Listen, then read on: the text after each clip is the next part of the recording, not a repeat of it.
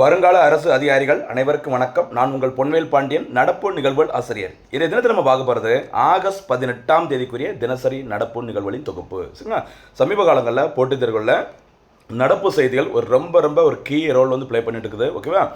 ஸ்கீம்ஸ்லேருந்து, மாநாடுகள்லேருந்து, விருதுகள்லேருந்து, ஓகேவா, முக்கியமான நியமனங்கள், சட்டங்கள், சட்ட திருத்தங்கள், இப்படி நிறையா எவ்வளோ விஷயங்கள் நடந்திருக்குது. அதனால் எல்லாமே நமக்கு கிளியராக அதுக்கு தகுந்த மாதிரி சப்ஜெக்டை லிங்க் பண்ணி நடப்பு செய்திகளை தொகுத்து வழங்கிட்டு இருக்கிறோம். அதில் நல்ல முறையில் பயன்படுத்திக்கோங்க, தேர்வில் வெற்றி பெறுங்க. ஆரம்பிக்கலாமா?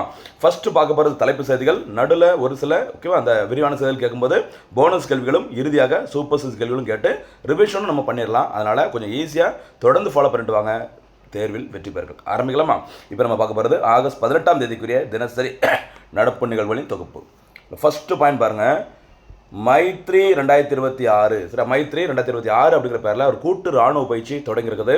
எந்த இரண்டு நாடுகளுக்கு இடையே இதோட சிறப்பு என்ன அப்படின்னு பார்க்க போகிறோம். பார்த்து முடிச்சுட்டு தமிழ்நாடு அரசு ஒரு அதிரடி அறிவிப்பை அறிவிச்சிருக்கிறாங்க. என்னென்னு பார்த்தீங்கன்னா 75,000 வரை பயிர் கடன் முழுமையாக தள்ளுபடி செய்யப்படுகிறது. அதுக்கு மேலே அதிகமாக கடன் வாங்கினாங்கன்னா அதுக்கு ஒரு குறிப்பிட்ட சதவீதம் சொல்லியிருக்கிறாங்க. அது என்னன்னு சொல்லி நம்ம பார்க்க போகிறோம். பார்த்து முடிச்சுட்டு முதல்வரின் முதியோர் காப்பீடு திட்டம் சரியா புதுசாக அறிவிச்சிருக்கிறாங்க. அதில் என்ன சிறப்பு, எத்தனை வயதுக்கு மேற்பட்டவர்கள் இந்த திட்டத்தில் சேர முடியும், அது பார்க்க போகிறோம். பார்த்து முடிச்சுட்டு 30வது உலக பேட்மிண்டன் சாம்பியன்ஷிப் போட்டி 2026 எந்த நாட்டில் நடைபெற்று வருகிறது. சரியா? இதில் சாதித்த ஒரு முக்கியமான இந்திய வீராங்கனை யார் அப்படிங்கிறத பார்க்க போகிறோம். பார்த்து முடிச்சுட்டு ஒரு கமிட்டி, தமிழக அரசின் சரியா திருப்புகழ் குழு. சரி, இந்த திருப்புகழ் குழு கொஞ்சம் ஒரு 5 வருஷத்துக்கு முன்னாடி போட்ட ஒரு கமிட்டி தான். ஆனால் இன்றைக்கி நியூஸில் வந்திருக்குது. ஏன் இந்த கமிட்டி அமைக்கப்பட்டது அப்படிங்கிறத பார்த்துட்டு இறுதியாக ரிவிஷனுக்காக சூப்பர் சிக்ஸ் நம்ம பார்க்கலாம். சரிங்களா? இனிமேல் நம்ம பார்க்க போகிறது விரிவான செய்திகள். ஃபர்ஸ்ட் நியூஸ் பாருங்கள், மைத்ரி 2026. சரியா? மைத்ரி 2026 என்பது இந்தியா மற்றும் தாய்லாந்து நாடுகளின் இராணுவங்களுக்கு இடையிலான கூட்டு இராணுவ பயிற்சி. சரியா? 2026ஆம் ஆண்டில் நடைபெறுவது 15வது அந்த பார்த்தீங்கன்னா கூட்டு இராணுவ பயிற்சி. ஞாபகம். சரியா? ரொம்ப முக்கியமானதுமா இந்த கூட்டு இராணுவ பயிற்சிகள் எல்லாமே முக்கியம். ஆனால் அது எது ரொம்ப முக்கியம் அப்படின்னு பார்த்தீங்கன்னா ஒரு எக்ஸாமுக்கு முன்னாடி அல்லது ரெகுலராக வருஷம் நடக்கிறது. சரியா? அதனால் இது வந்து ரொம்ப முக்கியமானது, ரெகுலராக நடக்கக்கூடியது. மைத்ரி அப்படிங்கிற பேரில் ஒரு ஜாயிண்ட் மிலிட்டரி எக்ஸசைஸ். சரியா? யாருக்கு நடக்குமா? இந்தியா மற்றும் தாய்லாந்து. ஓகேவா? 2026ஆம் ஆண்டில் நடைபெறுவது 15வது கூட்டு ராணுவ பயிற்சி. இது எங்கு நடைபெற்று வருகிறது என்பதுனா தாய்லாந்து நாட்டில். சரியா? நடைபெற்று வருகிறது. ஆகஸ்ட் 18லேருந்து ஆகஸ்ட் 31ஆம் தேதி வரைக்கும் நடைபெறும் அப்படின்னு சொல்லியிருக்கிறாங்க. சரியா? இதோட முக்கியமான நோக்கம் 2 நாடுகளுக்கும் இடையே, சரியா, இந்தியா தாய்லாந்து நாடுகளுக்கு இடையே பாதுகாப்பு உறவுகளை மேம்படுத்தவும் பயங்கரவாத எதிர்ப்பு நடவடிக்கைகளில் கூட்டு செயல்பாடுகளை பலப்படுத்தவும் இந்த பயிற்சி உதவுகிறது. இந்த பயிற்சி முதல் முறையாக நடைபெற்ற வருஷம் 2006. ஞாபகம் 2006 முதல் முறையாக நடந்திருக்கு. கவனமாக இருங்க. சரியா? அடுத்து போலாமாமா? அதே மாதிரி மைத்ரி எக்ஸ்பிரஸ்னு ஒன்று இருக்குது. நான் ஷார்ட்ஸில் சொல்லியிருப்பேன். ஓகேவா? மைத்ரி எக்ஸ்பிரஸ் அப்படிங்கிறது இந்தியா வங்கதேசம் இடையே இயக்கப்படுகிற ஒரு ரயில் சேவை. ஞாபகம் வச்சுக்கோங்க. சரி, இந்த மைத்ரிங்கிற பேரில் நிறையா வரும். ஓகேவா? ஓகே, அடுத்து வாங்க பார்க்கலாம். அடுத்த செய்தி, ரூபாய் 75,000 வரை பயிர்க்கடன் முழுமையாக தள்ளுபடி. சரி, தமிழகத்தில் கூட்டுறவு நிறுவனங்கள், சரி, கோஆபரேட்டிவ் சொசைட்டின்னு சொல்லுவாங்கள்ல, கூட்டுறவு நிறுவனங்கள் மற்றும் வங்கிகள் மூலம் பெறப்பட்ட ரூபாய் 75,000 வரையிலான பயிர்க்கடன் முழுமையாக 100% வந்துட்டு உங்களுக்கு நாங்கள் வந்து தள்ளுபடி செய்கிறோம், நீங்கள் திரும்ப கட்ட வேண்டியதில்லை அப்படின்னு சொல்லியிருக்கிறாங்க. சரி, இது தொடர்பான அறிக்கையை சரியா முதலமைச்சர் அவர்கள் சட்டப்பேரவையில் விதி எண் 110 கீழ் அறிவித்துள்ளார். சரியா? சரி, கடன் தள்ளுபடி அதனுடைய விவரங்கள் என்னன்னு சொல்லி பாருங்கள். எவ்வளோ அமௌண்ட் வாங்கியிருந்தால் எவ்வளோ கடன் தள்ளுபடி அப்படின்னு சொல்லி பாருங்கள். 75,000 வரைக்கும் நீங்கள் கடன் வாங்கியிருந்தீங்க அப்படின்னா உங்களுக்கு 100%, சரியா, உங்களுக்கு வந்துட்டு கடன் வந்து தள்ளுபடி செய்யப்படுகிறது.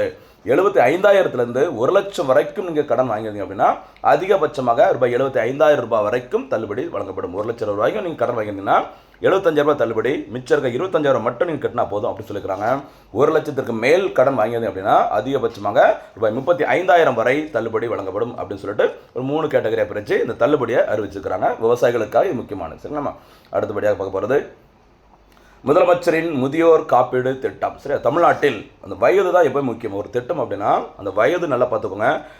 தமிழ்நாட்டில் 70 வயது மற்றும் அதற்கு மேற்பட்ட முதியோர்களுக்காக வருமான வரம்பின்றி இலவச மருத்துவ சிகிச்சை வழங்கும் வகையில் புதிய முதியோர் காப்பீடு திட்டம் அறிவிக்கப்பட்டுள்ளது. என்ன சொல்லியிருக்கிறாங்க?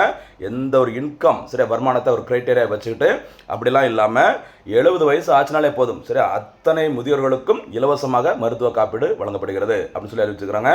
ரொம்ப முக்கியமானமா ஏஜ்னா 70, சரி, 70 ஆர் 70 அபவ் ஞாபகம். சரியா? அதே மாதிரி வருமான வரம்பு இல்லை. சரி, ஏழை, பணக்கார, பணக்காரர் என்ற வேறுபாடின்றி அத்தனை முதியோர்களும் ஒன்று 70 வயதிற்கு மேற்பட்டு இருக்கணும். சரிங்களா? பணக்காரங்க ஏழை அப்படிங்கிற பாகுபாடு இல்லாமல் அனைவருக்கும் இலவசமாக மருத்துவ காப்பீடு வழங்கப்படும் சொல்லியிருக்கிறாங்க இந்த திட்டத்தில். ஓகேவா? இந்த திட்டத்தில் சேருவதற்கான வயது மற்றும் தகுதியை உறுதி செய்ய சரியா ஆதார் அட்டை முக்கிய ஆவணமாக பயன்படுத்தப்படுகிறது. அந்த ஆதார் அட்டை மூலமாக அவங்களுக்கு ஏஜ் என்ன சொல்லியிருக்காங்களோ அதை தான் நாங்கள் அப்படியே ஃபாலோ பண்ணுவோம் அப்படின்னு சொல்லியிருக்காங்க. இந்த திட்டத்தின் மூலம் என்ன திட்டம்? முதலமைச்சரின் முதியோர் காப்பீடு திட்டம். வயது பார்த்தவங்க 70 அல்லது 70 வயதிற்கு மேற்பட்ட முதியோர்களுக்கு இலவச மருத்துவ காப்பீடு. சரிங்களா? அடுத்து ஒரு விளையாட்டு செய்தி பாருங்க. 30வது உலக பேட்மிண்டன் சாம்பியன்ஷிப் போட்டி 2026. சரிங்களா? 30வது உலக பேட்மிண்டன் சாம்பியன்ஷிப் போட்டி. சரிங்களா? அந்த அதாவது இப்போ கிரிக்கெட் அப்படின்னா ஐசிசின்னு சொல்லுவாங்க, ஃபுட்பால் அப்படின்னா ஃபிஃபான்னு சொல்லுவாங்க. அந்த வகையில் பேட்மிண்டனுக்கான சர்வதேச அமைப்பின் பெயர் BWF. இப்படி கூட கேட்பாங்க SSC RRB அந்த மாதிரி எக்ஸாமில் கவனிச்சுக்கோங்க. சரிங்களா? இப்போ BWF நடத்தும் 30வது உலக பேட்மிண்டன் சாம்பியன்ஷிப் போட்டி 2026ஆம் ஆண்டிற்கானது எங்கு நடைபெற்று வருகிறது? இந்தியாவின் புதுடெல்லியில் உள்ள இந்திரா காந்தி அரங்கில் நடைபெற்று வருகிறது. சரிங்களா?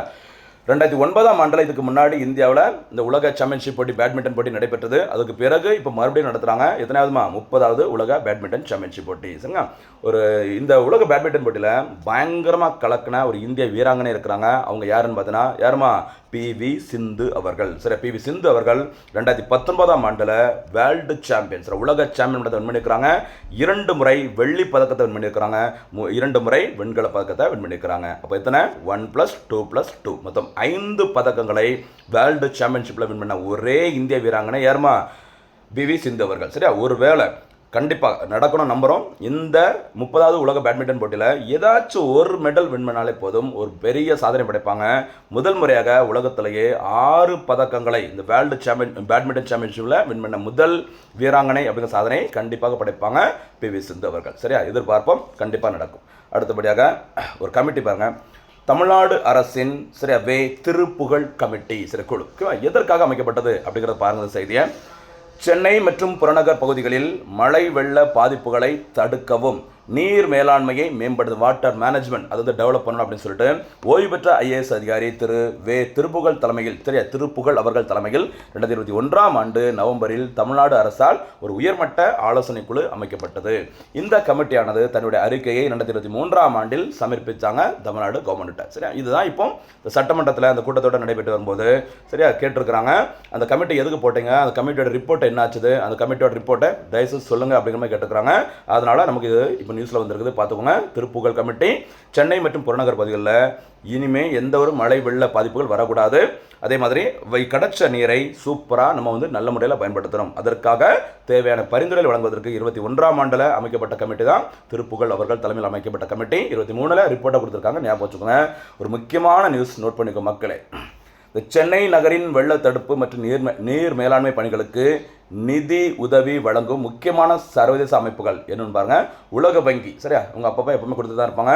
அடுத்து பார்த்தீங்கன்னா JICA, Japan international cooperation agency, ஜப்பானை சேர்ந்த ஜிகா.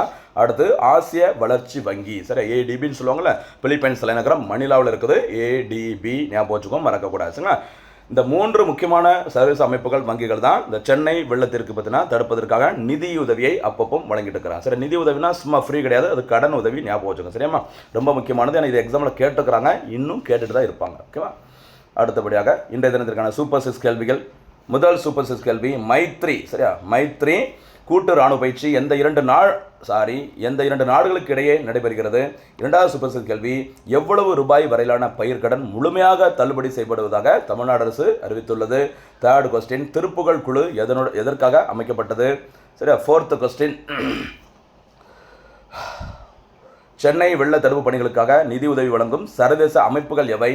ஐந்தாவது கேள்வி ஆசிய மேம்பாட்டு வங்கியின் தலைமையிடம் எங்கு அமைந்துள்ளது? சரி, இது ADB முடிஞ்ச NDB. சரி, நியூ டெவலப்மெண்ட் பேங்க் எந்த அமைப்பினால் உருவாக்கப்பட்டது? அதனுடைய ஹெட் குவார்ட்டர்ஸ் எங்கே இருக்குன்னு சொல்லுங்க. உங்களுக்கு கன்ஃபியூஸ் ஆகாது ஃபியூச்சரில். சரி, ADB NDB ரெண்டும் கிளியராக சொல்லுங்க பார்க்கலாம். அடுத்து 30வது உலக பேட்மிண்டன் சாம்பியன்ஷிப் போட்டி எங்கு நடைபெற்று வருகிறது? இதற்கான பதில்களை அருமையாக சொல்லுங்கள். வீடியோ ஃபுல்லாக பார்த்துட்டு ஒரு செகண்ட் கூட ஸ்கிப் பண்ணாதுங்க. நோட்டு போட்டு எழுதிக்கோங்க. சரிங்களா? நடப்பு செய்தியில் யார் ரொம்ப ஸ்ட்ராங்காக இருக்காங்களோ நடப்பு செய்திகளை கண்டிப்பாக அவங்களுக்கு ஒரு கான்ஃபிடென்ட் வரும். போட்டித் தேர்வுகளை ரொம்ப ஈஸியாக ஜெயிப்பாங்க. ஒரு நல்ல போஸ்டிங் நம்ம வாங்க முடியும். மீண்டும் சந்திக்கலாம். நன்றி, வணக்கம்.